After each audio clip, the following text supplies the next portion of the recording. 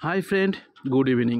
আর তোমরা দেখছো তোমাদের প্রিয় YouTube channel exam guide by Nitu. বন্ধুরা, আমরা এখন 2023-এর এসএসসি এমটিএস পরীক্ষার প্রিভিয়াস ইয়ারের কোশ্চেনগুলো করাচ্ছি, যেটা তোমাদের আসন্ন SSC MTS, CHSL, SSC GD, railway NTPC, railway group D পরীক্ষার জন্য খুবই গুরুত্বপূর্ণ। কারণ কি, দেখো, তোমাদের এই সমস্ত পরীক্ষাগুলো কিন্তু টিসিএস নেয়, টিসিএস কন্ট্যাক্ট করে থাকে। তো এই প্রশ্নগুলো কিন্তু তোমাদের এই সমস্ত পরীক্ষাগুলোর জন্য খুবই গুরুত্বপূর্ণ। আজকে হতে চলেছে 14 নম্বর ক্লাস, যেটি 9 মে সেকেন্ড শিফটে এসেছিলো। 9 মে সেকেন্ড শিফটে এই প্রশ্নগুলো এসেছিলো। তো বন্ধুরা, ভিডিওটা ভালো লাগলে একটু লাইক করে দেবে। আর চ্যানেলে যারা নতুন আছো, এখনও সাবস্ক্রাইব করোনি, তো তোমাদের বলবো অবশ্যই চ্যানেলটি সাবস্ক্রাইব করে নেবে। তো চলো শুরু করা যাক প্রশ্নগুলো। প্রথম প্রশ্ন দেখো, নিম্নলিখিত ভারতের কোন রাজ্যের সাথে বাংলাদেশ তার সীমানা ভাগ করে না? দেখো, আসামের সঙ্গে বাংলাদেশের সীমানা রয়েছে, পশ্চিমবঙ্গের সঙ্গে এবং ত্রিপুরার সঙ্গে। এই তিনটি রাজ্যের সঙ্গে কিন্তু বাংলাদেশের সীমান্ত রয়েছে, কিন্তু সিকিমের সঙ্গে কিন্তু বাংলাদেশের কোনো সীমানা নেই। তো সঠিক উত্তর হবে সিকিম। পরবর্তী প্রশ্ন, Indira Gandhi national old age pension scheme অনুযায়ী বিপিএল ফ্যামিলিদের যাদের বয়স 60 বা তার বেশি বয়স ব্যক্তি, যাদের বয়স 60 থেকে 79 পর্যন্ত, তাদের 2022 সালের অক্টোবর পর্যন্ত মাসিক কত টাকার পেনশন দেওয়া হয়? তো সঠিক উত্তর হবে 200 টাকা। 200 টাকা কিন্তু দেওয়া হয়। ঠিক আছে, চলো নেক্সট। জিএসটি বিলে কয়টি ট্যাক্স স্ল্যাব শ্রেণীভুক্ত করা আছে? GST, good and service tax. জিএসটির সম্পূর্ণ নাম কি? গুডস অ্যান্ড সার্ভিস ট্যাক্স, যেটি ভারতে 2017 সালে 1 জুলাই থেকে কিন্তু কার্যকর করা হয়েছিল। 1 জুলাই থেকে 2017 সালের 1 জুলাই থেকে কিন্তু এই জিএসটি কার্যকর করা হয়েছিল। তো এই জিএসটি বিলে কয়টি ট্যাক্স স্ল্যাব শ্রেণীভুক্ত করা আছে? তো সঠিক উত্তর হবে 4। সঠিক উত্তর কত হবে? 4। 4টি কিন্তু ট্যাক্স স্ল্যাব শ্রেণীভুক্ত করা রয়েছে। পরবর্তী প্রশ্ন, নিচের কোনটি পশ্চিম ঘাটের অংশ নয়? দেখো, 4টি অপশন রয়েছে: আনাইমালাই, কার্ডামম পাহাড়, মহাদেও পাহাড় এবং নীলগিরি পাহাড়। এই 4টের মধ্যে কোনটি পশ্চিমঘাট পর্বতের অংশ নয়? তো সঠিক উত্তর মহাদেও পাহাড় কিন্তু পশ্চিমঘাট পর্বতের অংশ নয়। তো পশ্চিমঘাট পর্বতের অংশ কি কি? আন্নামালাই, কার্ডামম পাহাড় এবং নীলগিরি পাহাড়। এই 3টে পাহাড় কিন্তু পশ্চিমঘাট পর্বতের অন্তর্ভুক্ত। ঠিক আছে, চলো নেক্সট। কোন ব্রিটিশ অফিসার গুলি চালানোর নির্দেশ দিয়েছিলেন এবং জালিয়ানওয়ালাবাগের হত্যাকাণ্ডের নেতৃত্ব দিয়েছিলেন? জালিয়ানওয়ালাবাগের হত্যাকাণ্ড হয়েছিল 1919 সালের 13ই এপ্রিল। 13ই এপ্রিল 1919 সালে কিন্তু এই জালিয়ানওয়ালাবাগের হত্যাকাণ্ড হয়েছিল।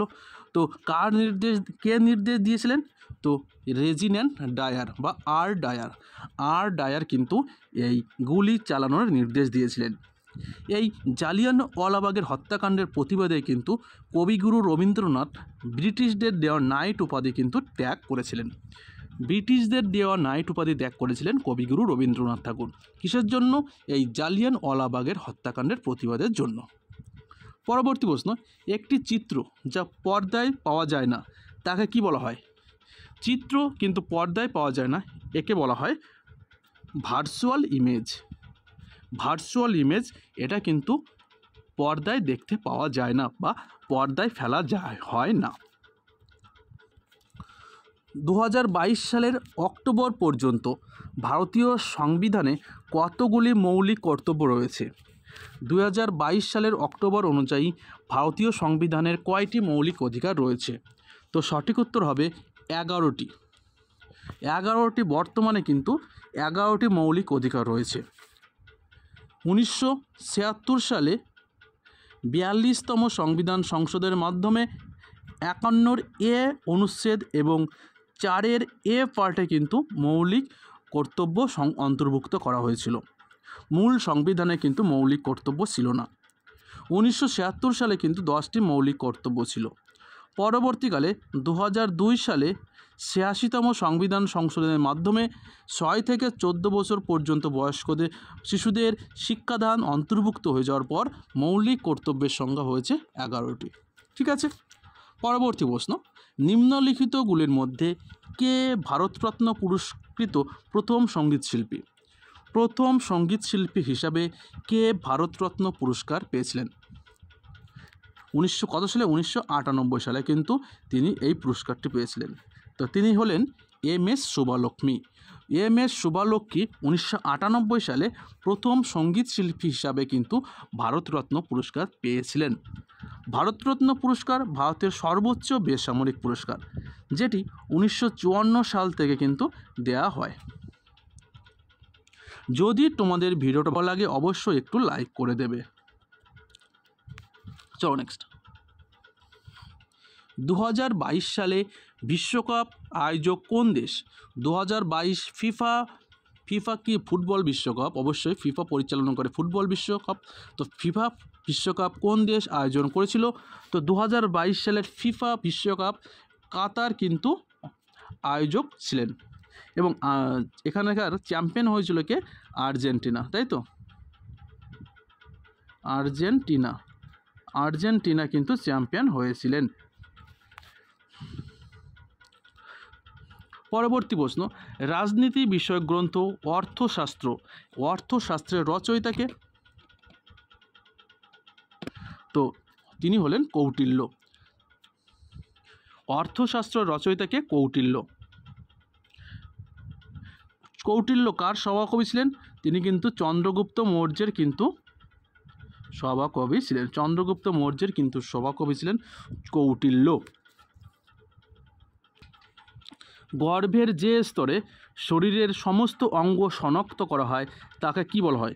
গর্ভের যে স্তরে শরীরের সমস্ত অঙ্গ শনাক্ত করা হয় তাকে কি বলা হয়?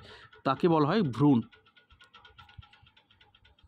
গর্ভের যে স্তরে শরীরের সমস্ত অঙ্গ শনাক্ত করা হয় তাকে বলা হয় ভ্রূণ। সঙ্গম যুগের রাজত্বকালে পাণ্ডবদের রাজধানী কোথায় ছিল?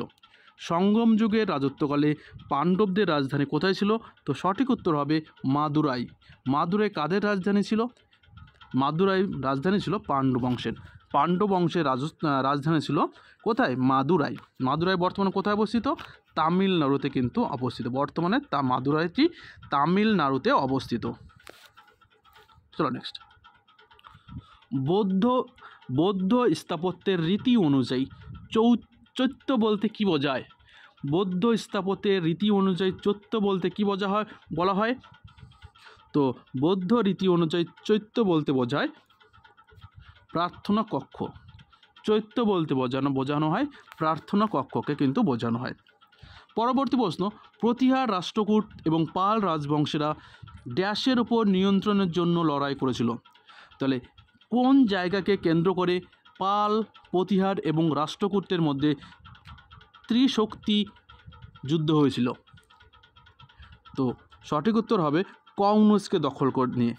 কনৌজ দখল নিয়ে কিন্তু এই পাল, প্রতিহার এবং রাষ্ট্রকূটদের মধ্যে বিবাদ দেখা দিয়েছিল।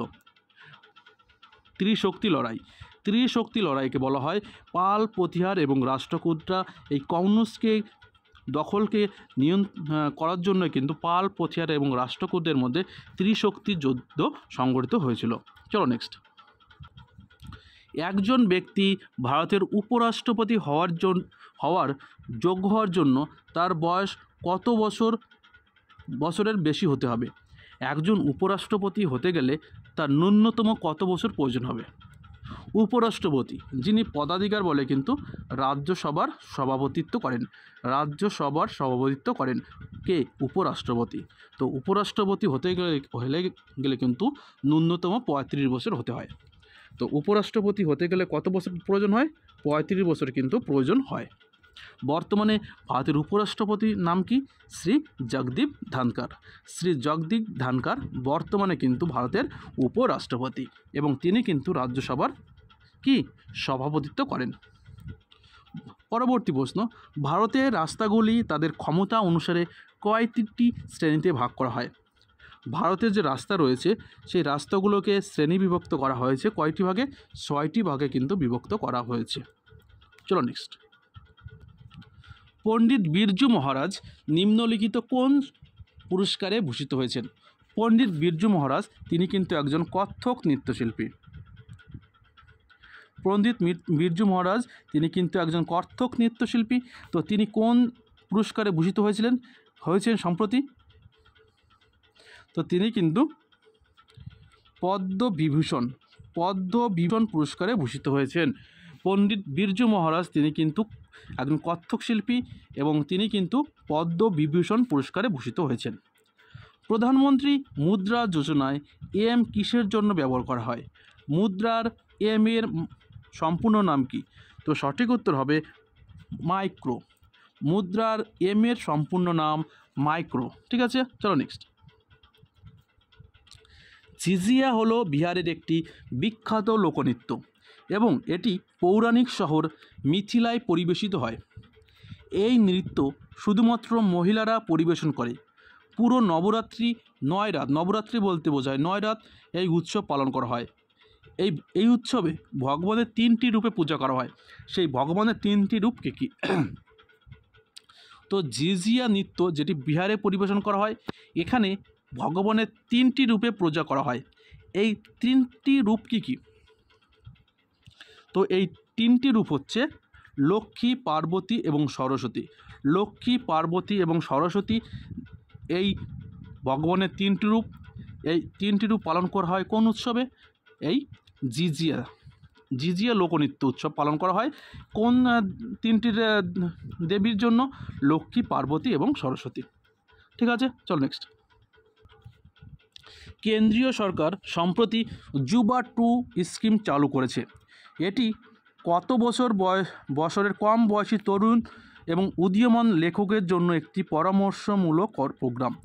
যুবা 2 যেটা কত বছরের কম বয়সী তরুণ এবং উদীয়মান লেখকদের জন্য একটি পরামর্শমূলক প্রোগ্রাম। তো সঠিক উত্তর হচ্ছে 30 বছর। 30 বছরের কম লেখক লেখিকাদের জন্য একটি পরামর্শমূলক স্কিম এই যুবা 2। ভারতীয় জাতীয় কংগ্রেস 1929 সালে ড্যাশ এর সভাপতিত্বে পূর্ণ স্বরাজ প্রস্তাব পাশ করেন। 1929 সালে জাতীয় কংগ্রেসের সভাপতি কে ছিলেন? তো তিনি ছিলেন জওহরলাল নেহেরু, যার নেতৃত্বে কিন্তু পূর্ণ স্বরাজ প্রস্তাব পাশ করা হয়। নিচের কোন দেবদেবী পুরীর উড়িষ্যার রথযাত্রা উৎসবের সঙ্গে যুক্ত নয়? উড়িষ্যার রথযাত্রা কিন্তু 3টি রথ বের হয়। দেখবে উড়িষ্যার যে রথযাত্রা হয় সেখানে কিন্তু 3টি রথ টানা হয়। সামনে আষাঢ় মাস, ওই আষাঢ় মাসে কিন্তু এই রথযাত্রা পালন করা হয়। তো সেখানে জগন্নাথ দেবের একটি রথ, বলভদ্রর এবং একটি সুভদ্রার, এই 3 জনের কিন্তু রথ থাকে আলাদা আলাদা, কিন্তু এখানে ভগবান শিবের কিন্তু কোনো রথ থাকে না। ঠিক আছে, আর চলো নেক্সট। নিচের স্তরগুলোর মধ্যে কোনটি পৃথিবীর বায়ুমণ্ডলের স্তরের একটিও নয়? স্ট্র্যাটোস্ফিয়ার, থার্মোস্ফিয়ার এবং মেসোস্ফিয়ার এইগুলো কিন্তু পৃথিবীর বায়ুমণ্ডলের স্তর, কিন্তু এন্ডোস্ফিয়ার কিন্তু পৃথিবীর বায়ুমণ্ডলের স্তর নয়। তো সঠিক উত্তর হবে এন্ডোস্ফিয়ার। তো পৃথিবীর বায়ুমণ্ডলে কী কী স্তর আছে? স্ট্র্যাটোস্ফিয়ার, থার্মোস্ফিয়ার এবং মেসোস্ফিয়ার। তার পরবর্তী প্রশ্ন, কোথায় 2022 সালের জুলাই মাসে বিশ্ব গেমস 2022-এর আয়োজন করা হয়েছিল? তো এটা কি হবে সঠিক উত্তর? তো এটা হবে মার্কিন যুক্তরাষ্ট্রে। কোন বিখ্যাত ব্যক্তির বই দ্য অরিজিন অফ স্পাইস? এই অরিজিন অফ স্পাইসে কিন্তু কিসের ধারণা দেওয়া হয়? বিবর্তনবাদের কিন্তু ধারণা দেয়। তো এই অরিজিন অফ স্পাইস বইটি লিখেছেন কে? Charles Darwin. তো বন্ধুরা ভিডিওটা এই পর্যন্ত। ভিডিওটা